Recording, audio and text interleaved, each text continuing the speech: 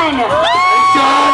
To sing along to some Ricky Martin! This is our time to shine. Go back over there. Sean. Ramon, para naman hindi mapahiya si Sean.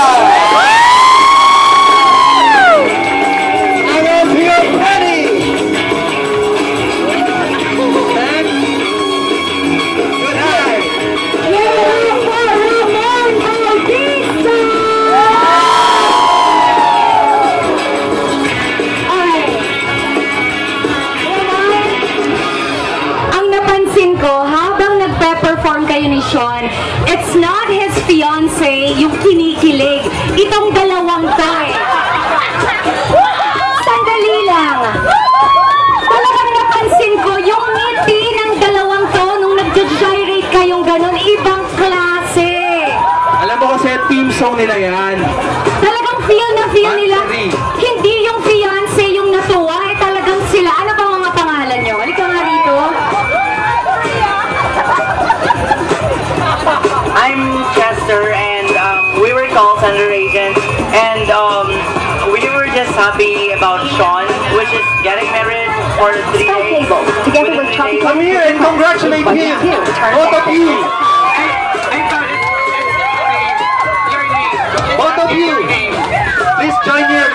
can congratulate him. What is your wedding wish for Sean? Well, Sean, I think that you are getting with a Filipino woman, and yeah, you know that Filipino people are actually very hospitable, and you take good care of her, and of course, love her. Yeah, that's perfect. Ulitin mo yung mga sinasabi mong qualities ng Filipinas. Well, I am proud to be a Filipino, and aside from that, I know that. Teka, di ba dapat yung fiancé niya, ba't biglang ikaw? Oh, bakit biglang ikaw? No, I am proud of being a Filipino, and the qualities of your fiancé is, of course, being hospitable, and aside from that, yeah, really, she looks hot, and even though I'm gay, oh my God, I feel like she just asked her name. What's her name? Okay, I think you two should give him a group hug. Group hug! Sumama ka!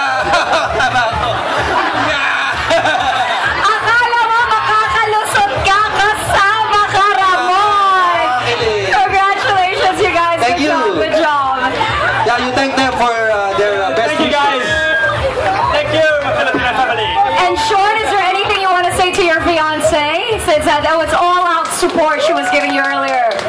I love you. Thank you very much. She's gonna Yeah. back out after seeing that. Yeah. Possibly, I hope not. Yeah, you make up for performance later. All right, thank you so much, Sean. You'll have to head back. Okay, now is the moment of. Okay. Ngayon, kailangan nyo nang piliin kung sino ang paborito nyo. Para makita naman ng judge kung sino ang nagustuhan ng ating audience. So, sisimulan natin. Kay Dottie. Dottie, the Backstreet Girl. Wow. So that's Dottie and Troy Montero. Yun. Alright? Okay, next. LJ Reyes. And Reyes. Live. Wow, that's a lot. Yun, ayan na, ayan na. Narinig ko, parang karaneta lang. So itatapat mo yung kamay sa sarili mong ulo sa susunod, Ramon. Kahit kailangan. Give it up for Ramon and Sean!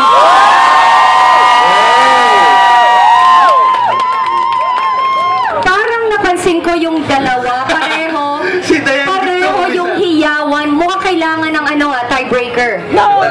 Hindi. Kayong dalawa ni LJ. Just kidding. Joke lang. Okay. Malagot na ako kay Ramon na to.